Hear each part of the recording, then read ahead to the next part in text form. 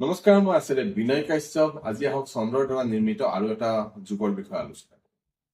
সেই যুগটো হ'ল যে চন্দ্ৰ মংগল যুগ। চন্দ্ৰ মংগল যুগ মানে আপোনালোকে নিশ্চয় গম পাইছে যে চন্দ্ৰ আৰু মংগলৰ ইয়াতে জুতি থাকিব লাগিব যিকোনো এটা ৰাশিত। জন্মকুণ্ডলীখনো যিকোনো ভাৱতে হ'ব পাৰে এই যুগটো। আৰু এই যুগটোৰ পৰা কি হয় চাওক, যেতিয়া চন্দ্ৰ মংগলৰ যুগ আহে তেতিয়াহ'লে মনত ৰাখিব তেনে ব্যক্তি পৃথিৱী বিখ্যাত হয়। ধন সম্পদ বিভিন্ন জেগাৰ পৰা, তেওঁ ইচ্ছা নকৰা জেগাৰ পৰাও ধন সম্পদৰ আগমন হয়। টকা পইচা তেওঁ তাত এনি টাইম আহি থকা দেখা পোৱা যায়।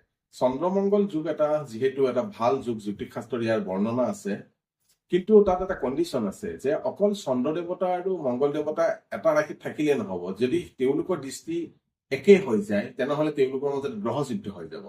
সেইকাৰণে আমি যেতিয়া জ্যোতি এটা চাম সদায় মনত ৰাখিব যে তেওঁলোকৰ নক্ষত্ৰবিলাক চেঞ্জ হ'ব লাগে। চাপোজ মেঘ ৰাশিৰ উদাহৰণ এটা লৈ আছো। মেঘ ৰাশিত চন্দ্ৰ আৰু মংগল একেলগে সেই ৰাশিটোতে আছে। ইয়াতে মনত ৰাখিব মেঘ ৰাশিত 3টা নক্ষত্ৰ আছে। কি অশ্বিনী, ভৰণী আৰু কৃতিকা, এই 3টা নক্ষত্ৰ। ইয়াত কেতিয়া এই চন্দ্ৰ মংগল যুগটো ফলিত হ'ব? যদি চন্দ্ৰ দেৱতা চাপোজ অশ্বিনী নক্ষত্ৰত আছে আৰু মংগল দেৱতা যদি ভৰণী নক্ষত্ৰত আছে।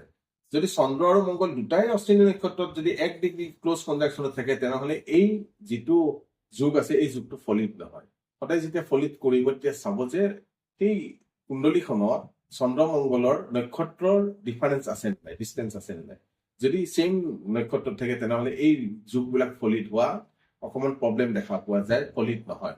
যদি তেওঁলোকৰ নক্ষত্ৰ যদি চেঞ্জ হৈছে, মেঘ ৰাশিৰ বিৱৰণ দিয়া মতে যদি চন্দ্ৰ দেৱতা ভৰণী নক্ষত্ৰত থাকে আৰু মংগল দেৱতা কৃতিকা নক্ষত্ৰত থাকে তেনেহলে এই চন্দ্ৰ মংগল যুগৰ ফলিত হ'ব আৰু জাতকে তাৰ পূৰ্ণ যিটো বেনিফিট আছে পাব।